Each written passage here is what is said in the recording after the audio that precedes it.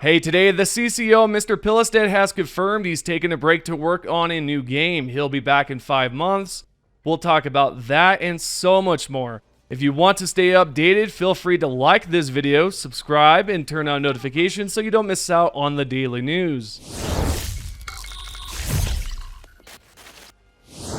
Let's start off with the Chief Creative Officer's post about taking a break, as well as he will be working on the next Arrowhead game. If we travel over to X, we can see right here, he wrote, "Hey everyone, I am going to do a sabbatical for a while. I know a lot of you are going to think, ¿por qué? Well, while you have enjoyed Helldivers 2 for almost a year, I've been living it since early 2016. And with Helldivers game, it's since 2013. 11 years of working around the clock on the same IP has made me set aside family, friends, and my lovely wife and myself. I am going to take some time to redeem what was lost from all of those that supported me for over a decade. I am sure my friends at Arrowhead GS will do their utmost in the meantime to deliver amazing stuff to Helldivers 2. When I'm back, I will start working on the next Arrowhead game. Johan signing off, the last survivor of SES Song of the Stars." Now, as of making this video, this was announced at 4 o'clock.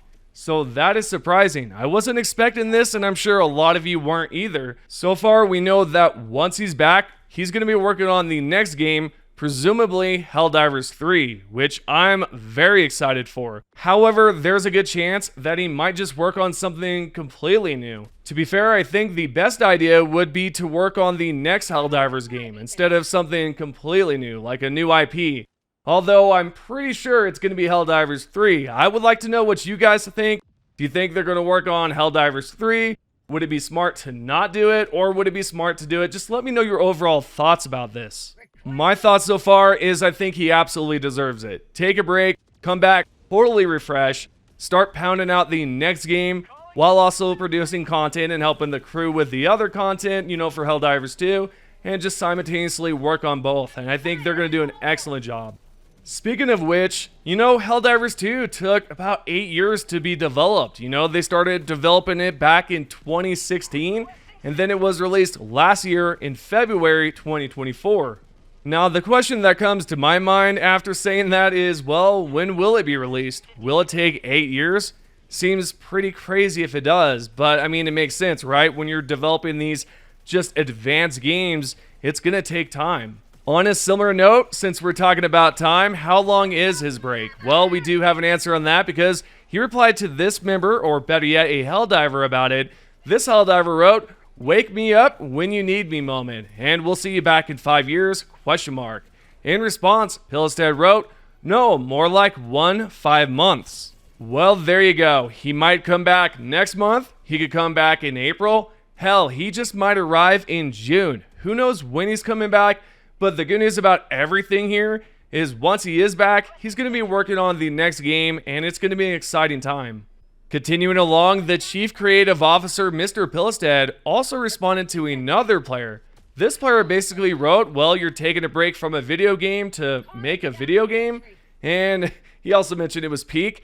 In response, Pilestedt wrote, "Haha, yeah, and the one we made wasn't that great. Sometimes you've got to reconnect with yourself and your bros. The journey is sometimes the goal." I'm sure at this point you guys are probably wondering, are they done with Helldivers 2? No, they're not. We have a player here that said, well, he basically said he's done with Helldivers 2, and then Basconeer came in and said, no, that's not true. He's just saying he's working on the next project, and that he's not done with Helldivers 2. This right here is great, and I wasn't expecting them to just give up, right? They're not going to do that. They're going to continuously work on Helldivers 2, but they also have that project on the side, which could be Helldivers 3. Maybe it's not. Maybe it's a different game. Of course, everything I'm talking about in today is just speculation on my behalf. I feel like there's definitely got to be something there, right, with Helldivers 3. Recently, there was some concern among fans, specifically this fan right here, about the development of Helldivers because Johan Pilestedt, the game director, announced he's taking a break. There's players who are worried that this might be because of corporate pressure from Sony, aiming to make the game more profitable at the expense of its original version, especially after a long development cycle. However, Pilestedt quickly clarified that his break isn't due to any negative or sinister reasons. He explained that he's stepping back to rest, with other capable team members like Michael and Emil, one of the co-founders, taking over his responsibilities. He'll still be involved by providing feedback, ensuring the game development stays on track. So really, there's nothing to worry about. Next up, we have another response from him, and this time it's about the flamethrower shenanigans that happened last year. You guys know what happened, right? The whole flamethrower was ruined, there was a nerf with it, and in response, Pilestedt wrote, "If it happens, use the bat signal." Okay, Pilestedt, let's hope it never happens, and let's hope we never have to use the bat signal. I definitely don't want to see any sort of hiccups, right? I don't think it's going to happen, honestly. I think they're going to do a great job with the content while he's gone. You guys can quote me on that. If it ends up turning sour, you know, just come back to this video and be like, "You were wrong, Glitch. You were absolutely wrong." Anyway, I think they're going to do a solid job. They've learned a lot from last year's controversy with the nerfs. You know, the whole situation with the Killzone 2 collab and the store items. Obviously, the Killzone 2 items were pretty cool, but the collab with the fear of missing out and the price wasn't well received. Regardless, that's in the past. It's 2025. And again, I believe they learned a lot from last year, and I doubt they'll make the same mistakes. I truly think they're on the right path of success, especially with the next game. We'll see what happens. Yeah, so that's what he wrote with that post right there. Sure, I sound positive about it, yet what if something does happen? Is there a possibility he could come in and swoop in and fix the situation? Maybe. In this response, he said, "Thanks, but I am a phone call away from the team, and I will always pick up." With that response aside, we have one more post here from him, and this one is about the 1-year anniversary coming up. In response, Pilestedt said, "True, the 1-year mark belongs to the team. I will be at the studio for the team."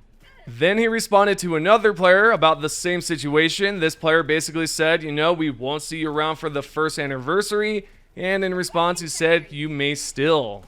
It's starting to look like Helldivers 2 might just have an anniversary where he shows up, and I wonder how that's going to turn out. It'll be interesting. Nonetheless, that's pretty much all that he wrote. I mean, there's also this post right here where he's hanging out with the senior devs. I don't know if that's worth showing, but he's doing that. Alright, we're going to go over the Galactic War. As of making this video, Tarek is under attack. We are winning it thus far, yet I suggest we keep an eye on the right side. You never know what the Terminids are going to do next. They could very well attack another planet, so it's best to keep an eye on that situation. Not only do we need to focus on that, we've also got a problem with the Illuminates. There's some strange stuff going on there with the space-time. The automatons, on the other hand, are quite silent. There's got to be something cooking there. I've seen a post where a Helldiver mentioned that the bots are going to send out the Jet Brigade again, which, by the way, if that happens, it's going to absolutely suck. They're ruthless and relentless when they attack, and defending can be such a pain too. I'm definitely not looking forward to seeing them again. However, I will for sure blow them up with the sickle or my laser pistol. Okay, let's talk about a leak from Iron Sights. If you would like to skip past it, then select a timestamp down below in the description.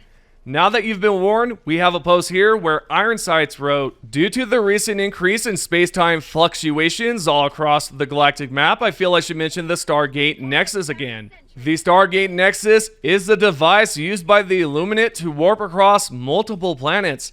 It allows them to cover lots of territory very fast. The Stargate Nexus is tied to the Illuminate capital planet in some way.